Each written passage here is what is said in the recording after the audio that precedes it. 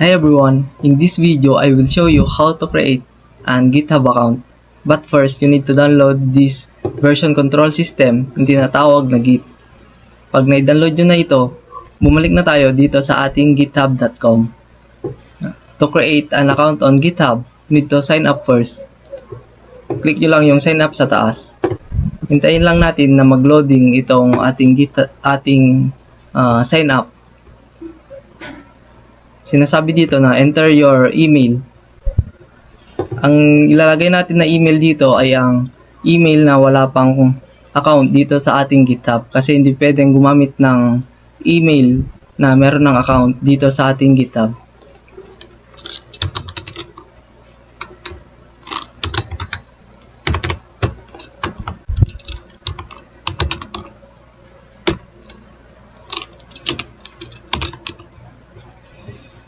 Pagtapos nyo ma-input yung inyong email ay i-continue nyo lang.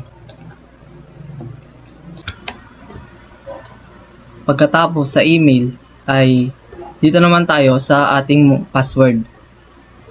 Lagay natin ang gusto nating password sa ating ginagawang GitHub account.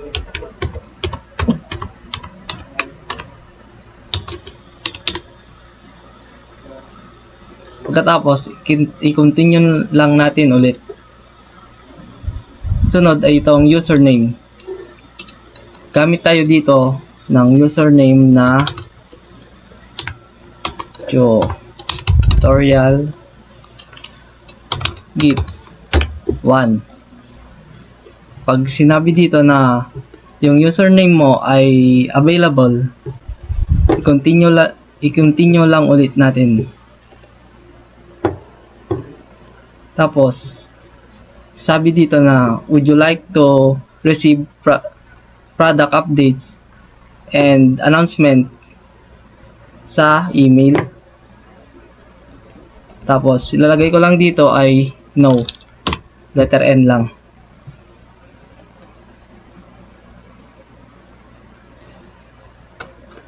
Tapos, magpapakita itong verify your account. Pindutin lang natin. Hintayin nating mag-loading ito.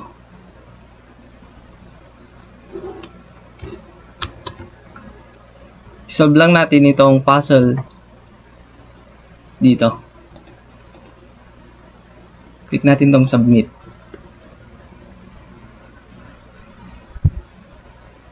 Tapos, pag nagpakita na tong correct, check. Create account lang natin. Tapos dito, merong magsisend na code sa inyong mga email account. I-input lang natin yung sinend ni GitHub sa inyong email account.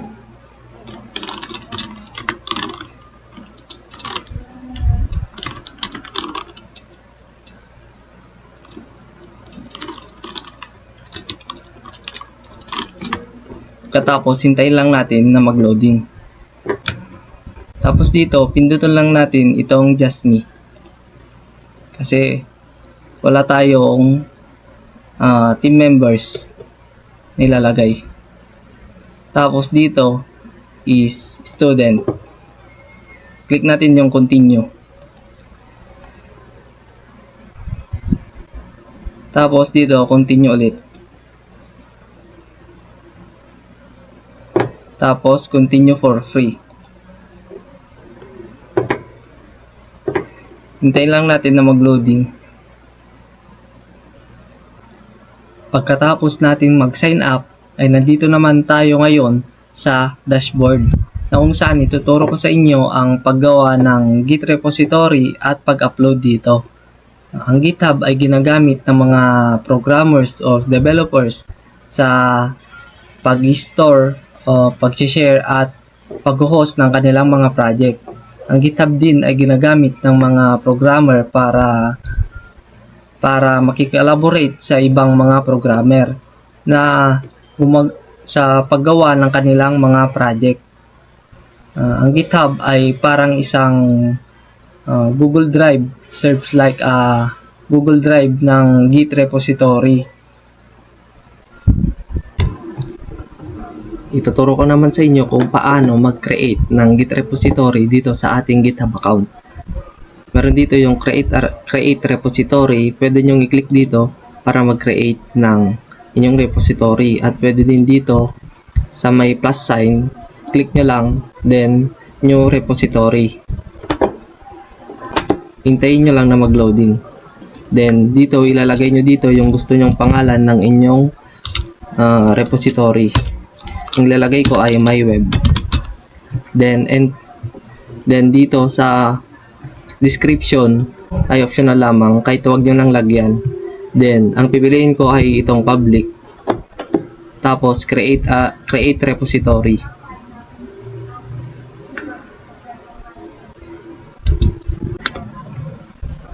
Ituturo ko naman sa inyo kung paano mag-upload ng ating files or project dito sa ating Git repository. At ang gagamitin natin ay itong command line o tinatawag na remote.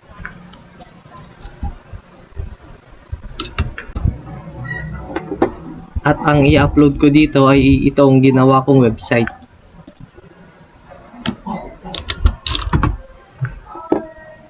Ang una nating gagawin ay i-open muna natin ang ating VS Code. Tapos, hanapin natin ang folder ng ating project or ginawang website. Tapos, i-drag lang natin dito. Pagkatapos nating ma-open ang ating website folder sa ating VS Code ay click nyo lang tong terminal sa taas, then new terminal. Dahil dito tayo magko-command o magre-remote para mag-upload ng files sa ating or website sa ating Git repository na ginawa. At ang una nating gagawin dito sa ating terminal ay input lang natin itong git space tapos double dash version, then enter lang natin para makita kung na-install na ba natin dito ang Git sa ating mga laptop or computer. At ang susunod naman ay itong git init. Input lang natin ang git tapos init, then enter lang natin para ma-initialize ang ating Git repository. At makikita natin dito sa folder ng ating website itong .git. Then ang susunod naman dito ay yung git add. Tapos ilagay nyo lang dito yung gusto nyong file na i-add sa inyong Git repository. Pero ang gagamitin ko ay itong git add tapos space then dot, para lahat ng nandito sa ating website na folder ay ma-add lahat. Then enter lang. Pagkatapos naman nating mag-add ay magko-commit naman tayo. Input lang natin dito yung git tapos space commit, then space ulit, then dash m, then double quotation mark, then first commit,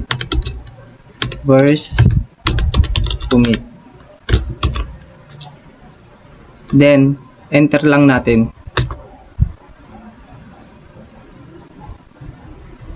Then magpapakita dito yung mga files na na-add na natin. Tapos ang susunod sa commit ay itong git space branch, then space dash m na malaki, then main, then enter lang natin.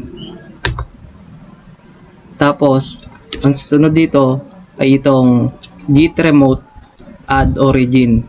I-copy lang natin ito para mas mabilis. Copy, then paste, then enter nyo lang. Click nyo lang yung enter.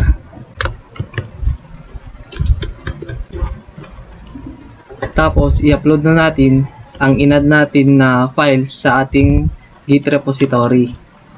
Ang gagamitin natin ay itong git space tapos push, then space u, space dash u, then space origin main,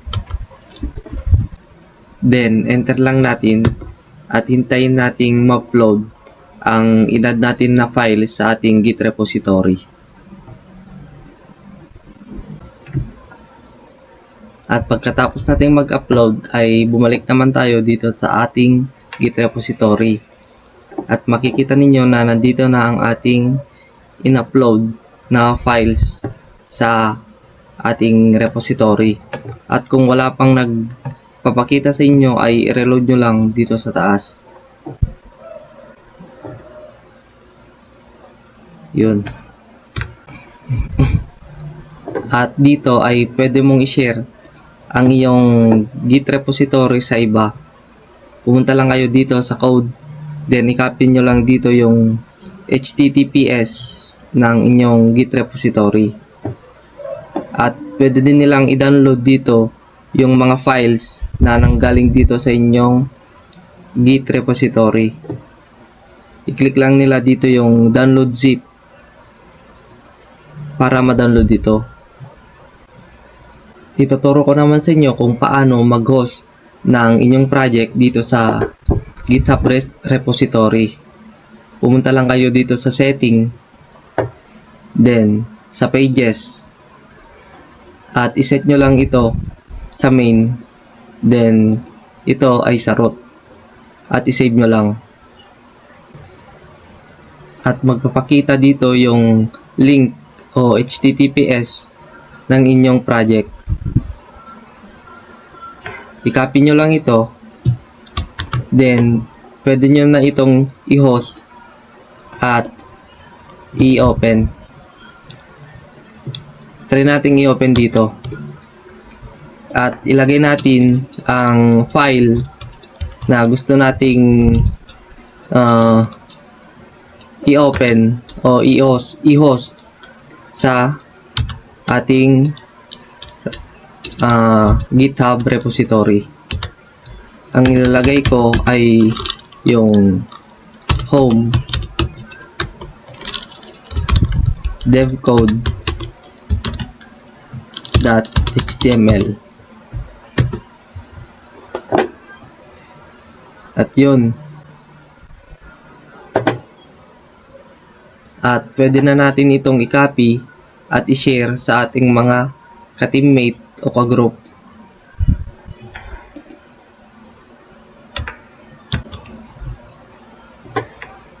Pwede din kayong mag-add ng inyong collaborators dito sa ating GitHub repository. Click nyo lang dito sa collaborators, then mag-sign in lang tayo.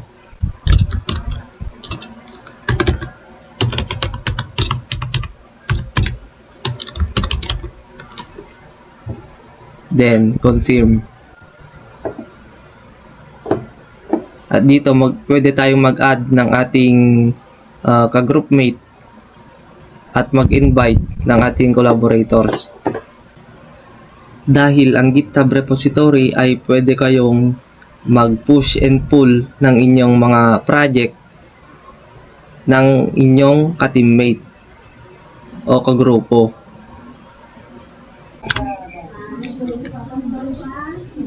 At ituturo ko naman sa inyo kung paano i-edit ang inyong file or code dito sa ating GitHub repository. Pumunta lang kayo dito sa Go to File. Then, hintayin nyo lang na mag-loading. At i-click nyo dito yung gusto nyong file na gusto nyong i-edit. Then, punta kayo dito sa may taas, edit this file. Click nyo lang. At pwede nyo nang i-edit ang inyong code dito sa Git repository. Then, susubukan natin na i-edit itong about devcode.html na file ko, no? Dito sa may pangalan ko, papalitan ko lang. Iuunat ko yung first name ay Mark T. Rio. Then, Control S yun nyo lang para mag-save. Then, commit changes.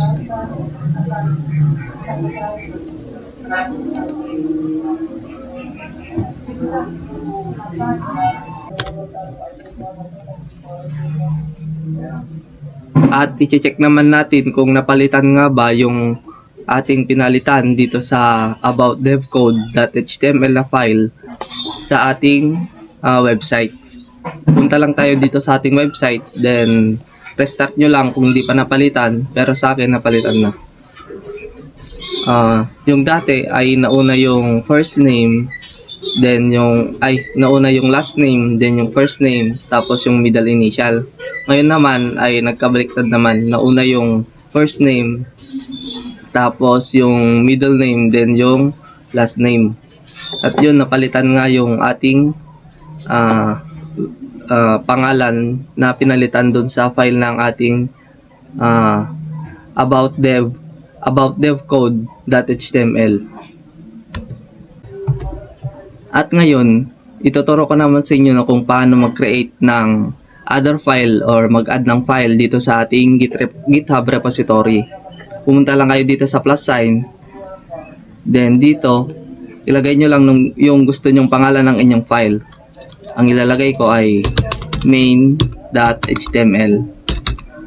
Then, pwede na kayo ditong mag-code at mag-add ng inyong contents. Then, i-commit nyo lang. Pagkatapos, ma-add na yung inyong ginawang file sa ating GitHub repository. At ngayon, ituturo ko naman sa inyo kung paano maghanap ng mga free source code dito sa ating GitHub account, no?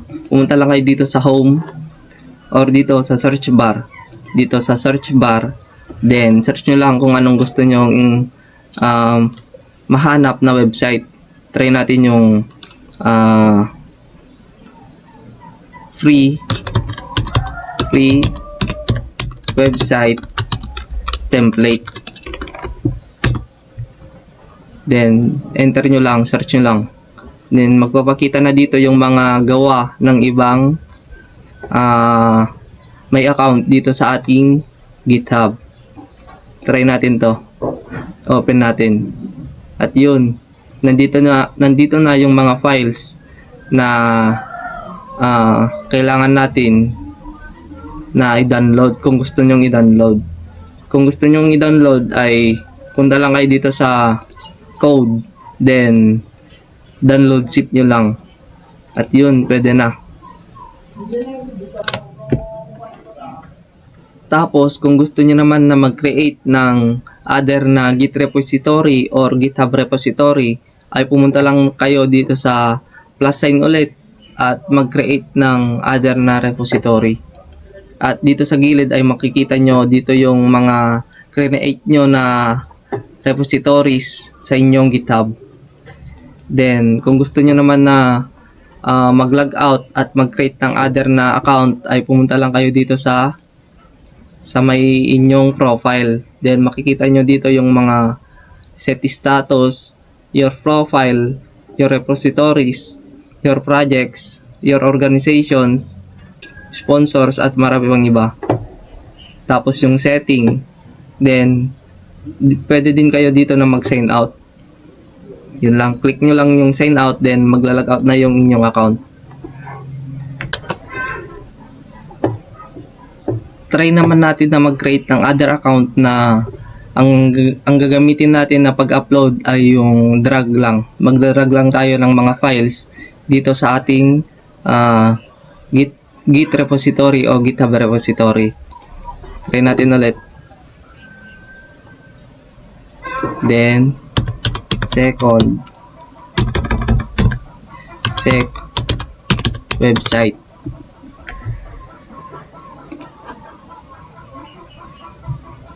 Hintayin lang natin na mag-loading. Then dito sa upload an existing file ay click nyo lang. Tapos try natin na mag-upload dito. Try natin to. Then, open file. Open nyo lang. Tapos, uploading na siya. At pwede din kayo dito na mag-drag lang. Try natin. Punta lang kayo dito sa desktop. Maghanap lang kayo ng mga file nyo. Try natin to. Then, drag. At yun, nag-upload na. Then, commit changes lang. Click nyo lang. Hintayin lang natin na mag-upload.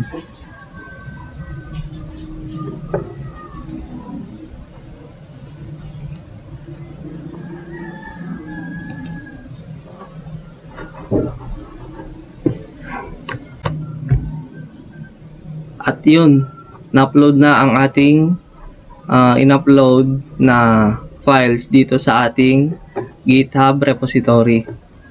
Ang susunod ko naman na ituturo sa inyo guys na kung paano gamitin yung push and pull at fetch dito sa ating GitHub repository.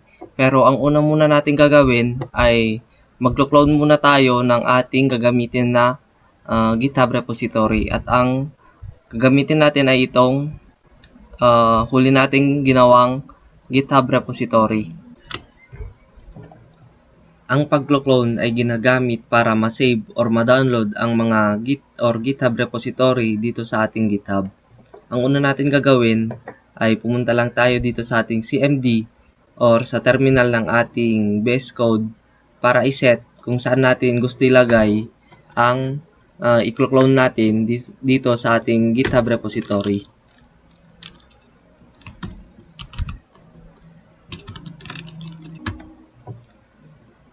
At ang susunod naman natin na gagawin ay input lang natin itong git tapos clone. Then, pumunta lang tayo dito sa ating i-clone na git repository. Tapos, copy lang natin yung HTTPS nito. Copy lang. And then, i-paste natin dito sa ating command. Then, enter.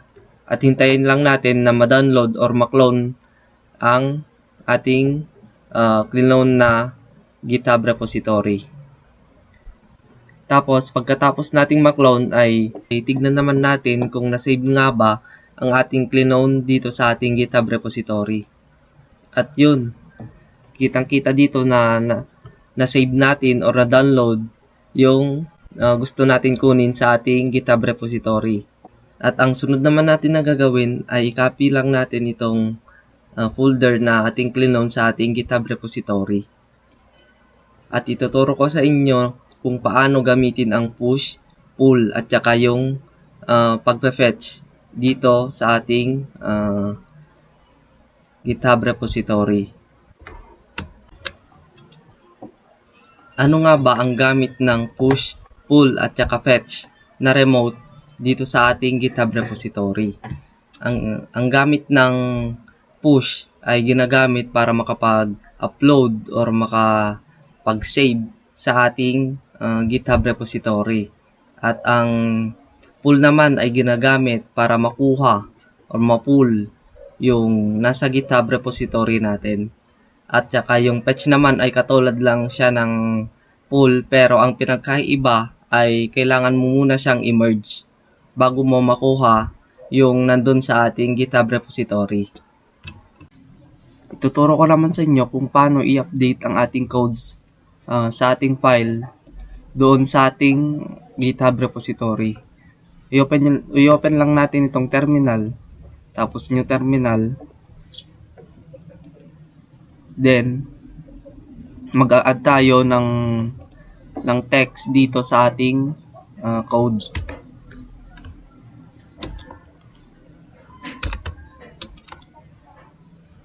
Then, ilalagay ko lang ay my web.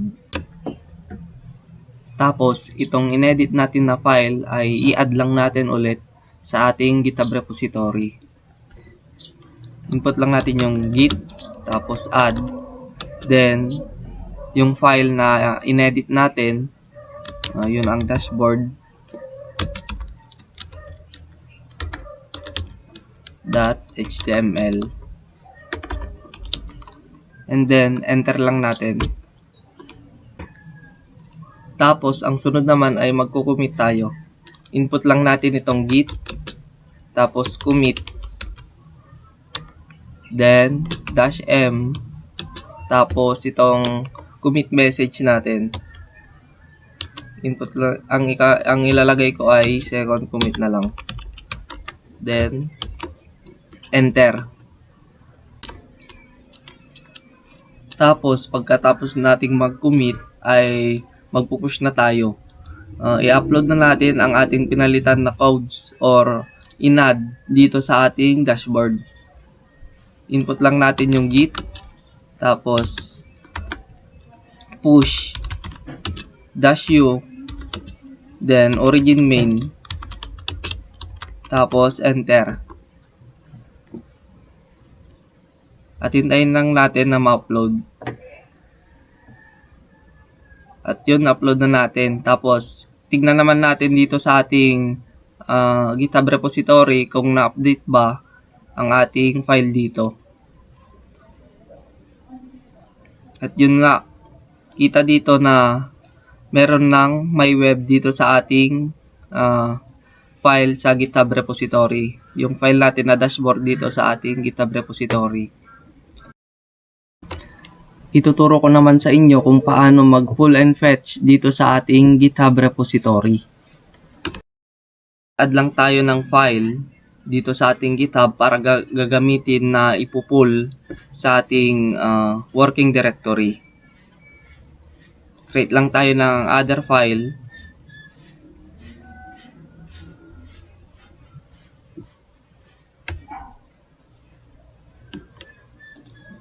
Tapos, ang ilalagay ko dito ay about.html. About.html. Gagamitin natin ito para i-pull sa ating working directory. Maglalagay lang ako ng text na about dito sa ating about.html. Then, i-commit lang natin. Tapos, para makuha tong about.html na file natin ay pumunta lang tayo dito sa ating working directory sa terminal, and then para makuha to, input lang natin yung git, tapos pull, then origin main, at enter lang natin.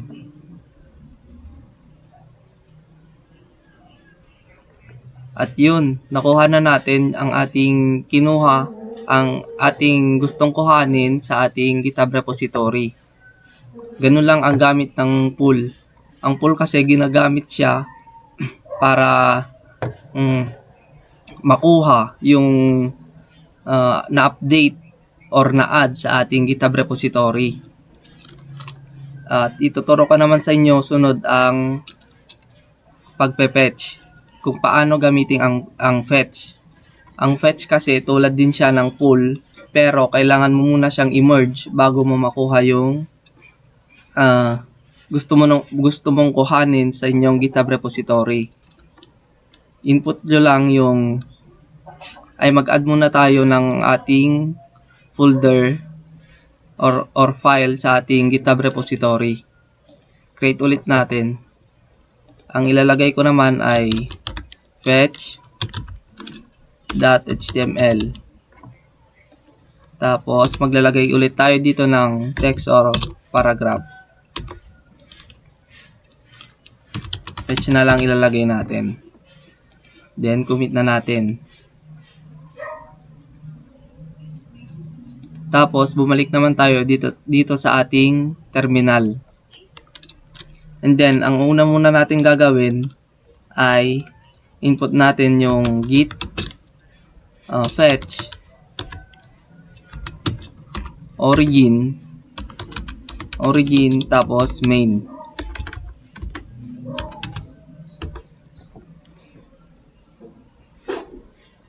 Yun. Pagkatapos nating mag-fetch, ay i-merge naman natin. Input lang natin yung git, tapos merge, origin, main. Tapos enter lang natin para makuha. At yun, nakuha na natin ang ating fetch.html na file sa ating GitHub repository. Ang pagpe-fetch kasi ay dumadaan muna siya sa local repository bago siya pumunta dito sa inyong working directory. At ang pagpupull naman ay diretso na siya dito sa ating working directory pag pinul natin. Pero ang fetch ay i-merge muna bago makuha. Yun ang pinagkaiba ng pull and fetch, pero parehas lang sila ng gamit. At yun, dito na magtatapos ang ating video. At sana may natutunan kayo sa video na ito.